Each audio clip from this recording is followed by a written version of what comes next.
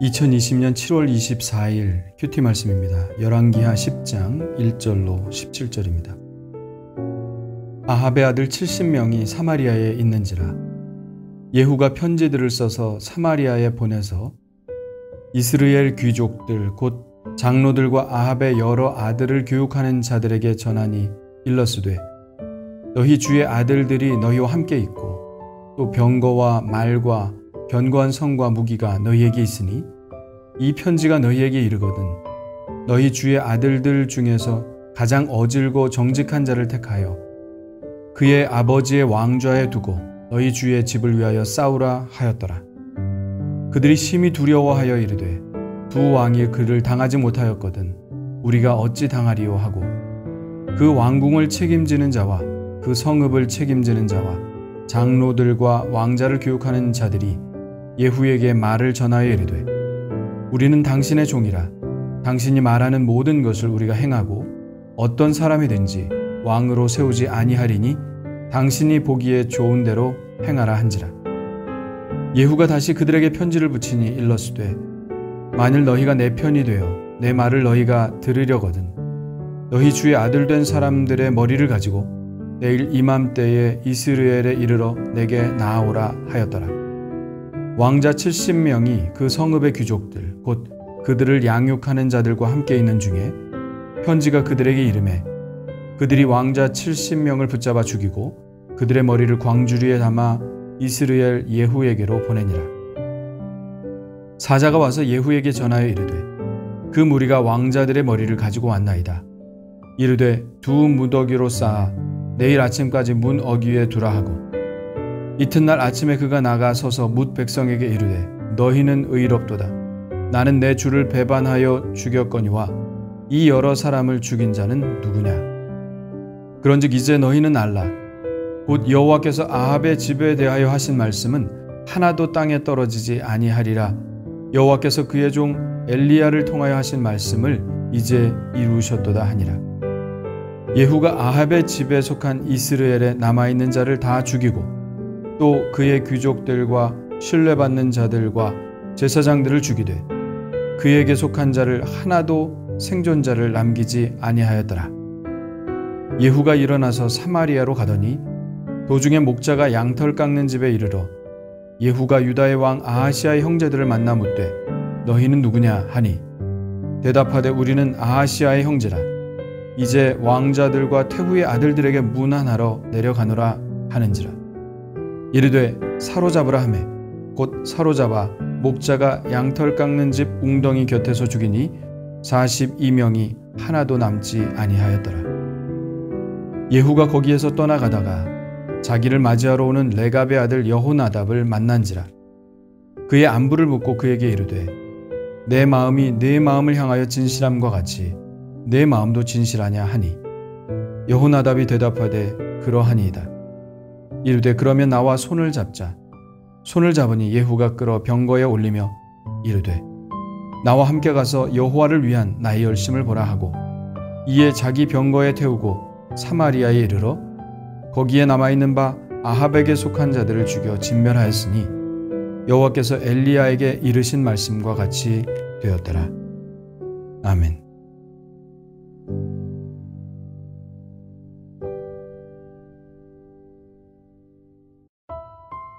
예후는 이스라엘의 제2도시인 이스라엘만 정복했을 뿐입니다. 문제는 수도를 정복하는 일이었죠.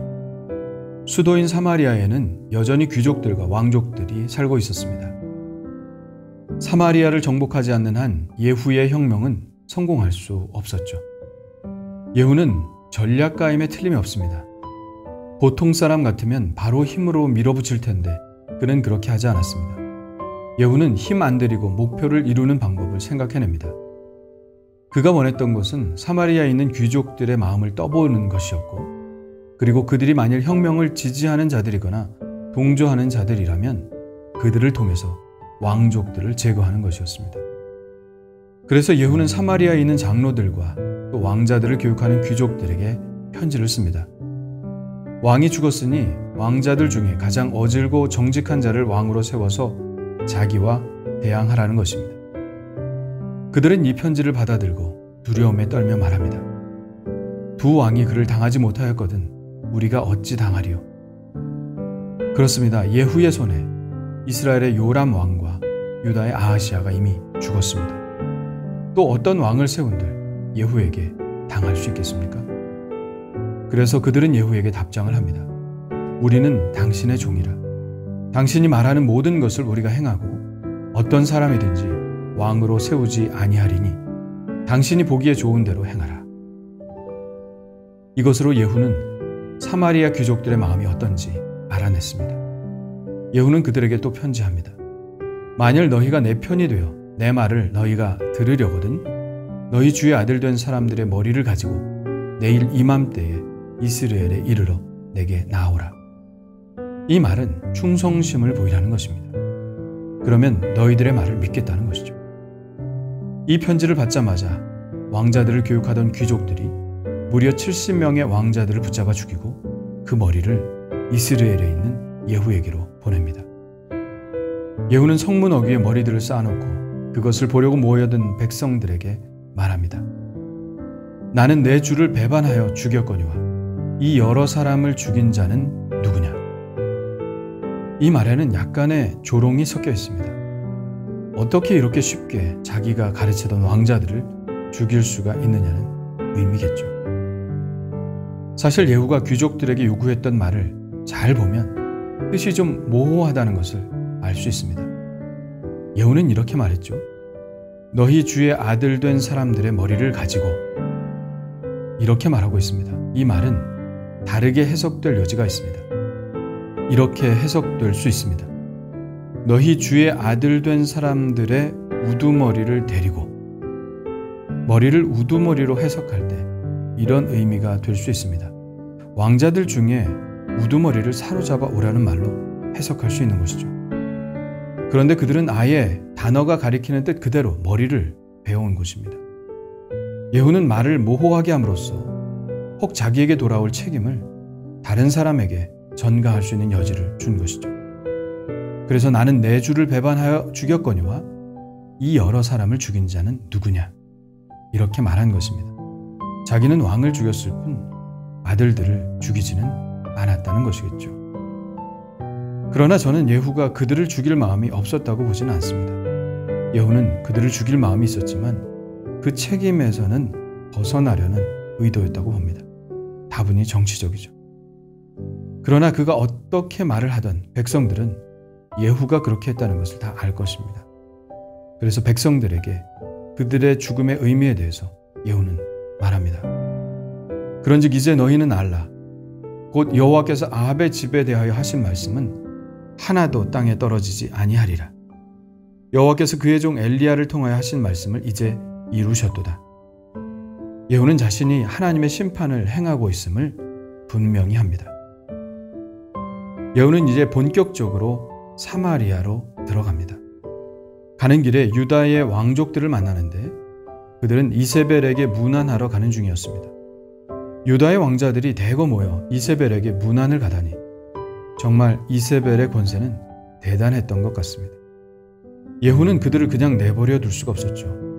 후일에 있을지 모를 우환을 제거하기 위해 유다 왕 아하시아를 죽였던 것처럼 그의 형제들 42명을 죽입니다. 그리고는 계속해서 사마리아를 향해 떠나가는데 레갑의 아들 여호나답이 자기를 맞으러 나오는 것을 봅니다. 레갑 사람들은 본래 출애굽한 무리에 속해 있던 유대인들은 아니었습니다. 출애굽의 과정 속에서 유대인들에게 흡수된 사람들이었습니다. 그들은 유대인들과 분명히 구분되는 사람들이었지만 유대인들과는 달리 끝까지 여호와 신앙을 버리지 않았던 사람들이었습니다. 유대인들이 다 하나님을 떠나 우상 숭배의 길을 갔어도 레갑 족속의 사람들은 끝까지 하나님을 섬기며 살았습니다. 예레미야 35장에 보면 레갑 족속들이 얼마나 하나님에 대한 신앙이 철저했는지를 보여줍니다. 하나님이 예레미야에게 레갑 사람들을 모아놓고 그들에게 포도주를 한번 권해보라고 말합니다. 그래서 예레미야가 그들에게 포도주를 권하니 그들이 말합니다. 우리는 포도주를 마시지 아니하겠노라. 레갑의 아들 우리 손조 요나답이 우리에게 명령하여 이르기를 너희와 너희 자손은 영원히 포도주를 마시지 말며 너희가 집도 짓지 말며 파종도 하지 말며 포도원을 소유하지도 말고 너희는 평생 동안 장막에 살아라.